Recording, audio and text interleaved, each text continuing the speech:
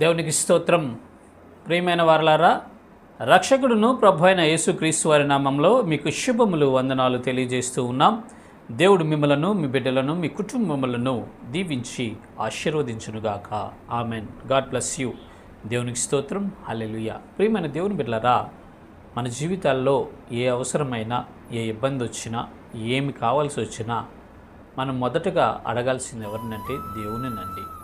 దేవునికి మనం ప్రార్థన చేసి, అయ్యా నా అవసరం ఇది, నా కుటుంబంలో ఇది కావాలి, నా బిడ్డలకు ఇది అవసరమైంది, మరి నాకు ఈ పరిస్థితులు ఏర్పడ్డాయి, నాకు ఇదిగో ఇవి నాకు కావాలి అని మనం దేవునికి విన్నవించుకోవాలి. ప్రార్థన ద్వారా దేవుని సహాయాన్ని మనం పొందుకోగలం. ప్రార్థన ద్వారా దేవుని యొక్క శక్తిని మనము పొందుకోగలం. ప్రార్థన ద్వారా దేవుని వద్ద నుంచి మనము సమస్తమును పొందుకొని ఆనందంగా మనం జీవించగలమండి. అయితే ఆ ప్రార్థన అనేది మనం ఎలా చేస్తూ ఉన్నాం, ఎలా ప్రార్థన చేస్తే దేవుడు అంగీకరిస్తాడు, ఎలా ప్రార్థన చెయ్యకూడదు అని మనం ఒకసారి పరిశీలించినట్లయితే ఇక్కడ లేఖన భాగాల్లో యేసు ప్రభు వారు స్పష్టంగా మన కొరకు మాట్లాడుతూ ఉన్నారు.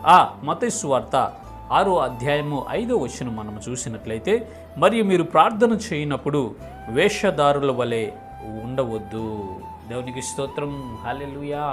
ప్రియమైన దేవుని బిడ్డలారా, మీరు ప్రార్థన చేయనప్పుడు వేషధారుల వలె ఉండొద్దు అని యేసయ్య ఖచ్చితంగా చెప్పాడండి. వేషధారణ అంటే ఏంటంటే, మనము ప్రార్థన చేస్తామని అనుకుంటాం, కానీ ఆ అంతరంగం అనేది ఆ ప్రార్థన మీద ఉండదు. మన మనస్సు అనేది ప్రార్థన మీద నిలిచి ఉండదు. దేవుని ఆత్మ సహాయాన్ని మనము అడగకుండా మనం డాంబికాలుగా ఉంటాము. మోకరించి ప్రార్థన అయితే చేస్తాము, కానీ మన ఇంటెన్షన్స్ వేరేగా ఉంటాయండి. అదే వేషధారణ. ప్రార్థనకు సంబంధించిన జీవితం మనము కలిగి ఉండవు. ప్రార్థనా జీవితం మనకు ఉండదు. ప్రార్థన చేస్తామని అనుకుంటాం. మనుషుల కొరకు ప్రార్థన చేసేవాళ్ళు ఉంటారు కొంతమంది. చుట్టూ ఉన్న వాళ్ళు చూస్తున్నారా లేదని ప్రార్థన చేసేవాళ్ళు కొంతమంది. నేను బాగా ప్రార్థన చేస్తున్నానని అనిపించుకోవాలని ప్రార్థన చేసేవాళ్ళు కొంతమంది అయితే భయంతో ప్రార్థన చేస్తారు. కొంతమంది ప్రార్థన చెయ్యాలి కాబట్టి ప్రార్థన చేస్తారు. కొంతమంది ప్రార్థన అనేది తన కుటుంబీకుల కొరకు చేస్తూ ఉంటారు. ఏమండి, ఈ ప్రార్థనలన్నీ వేషధారణ ప్రార్థన కిందకి వెళ్ళిపోతాయి. దయచేసి గమనించండి. నువ్వు ప్రార్థన చేయనప్పుడు వేషధారుల వలె ఉండొద్దు అని అంటున్నాడు దేవుడు. యథార్థమైన మనస్సు కలిగి పూర్ణ హృదయముతో దేవుని యందు పరిపూర్ణమైనటువంటి నమ్మిక కలిగి, దేవుని యందు పరిపూర్ణమైన విశ్వాసము కలిగి నువ్వు ప్రార్థించినట్లయితే నీ ప్రార్థన విన్నపాలు డైరెక్ట్గా దేవుని సన్నిధికి వెళ్తాయండి.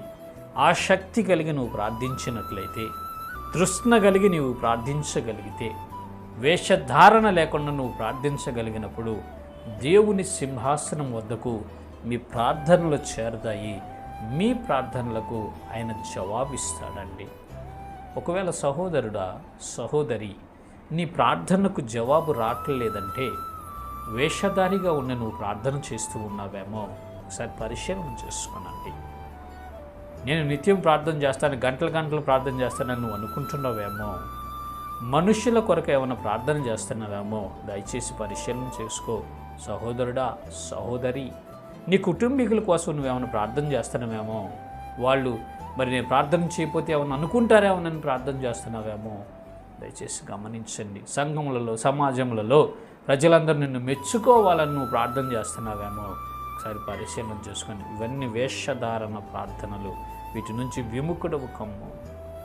యథార్థ హృదయముతో, నలిగిన హృదయముతో, విరిగిన హృదయముతో, ఆసక్తి కలిగి హృదయాంతరంగములలో నుంచి నువ్వు ప్రార్థన చేయగలిగినప్పుడు ఆ ప్రార్థన దేవుని సన్నిధికి వెళ్ళి ఆయన వద్ద నువ్వు జవాబు పొందుకుంటావు. ఆయన ద్వారా నీకు సహాయం కలుగుతుంది. ఆయన ద్వారా నువ్వు సమస్తమును పొందుకొని సంతోషభరితుడిగా ఉంటావు. ఆయనకు సాక్షి బిడ్డగా ఉంటావు. కాబట్టి ప్రియమైన దేవుని బిడ్డలారా, మీరు ప్రార్థన చేయనప్పుడు వేషధారుల వలె ఉండక యథార్థవంతులుగా మీరుండి ప్రార్థనలు చేయండి. ఆయన ద్వారా గొప్ప కార్యాలు పొందుకోనండి. ఇటు కృప దేవుడు మనందరికీ కలుగు చేయనుగాక. ఆమేన్. God bless you. దేవునికి స్తోత్రం.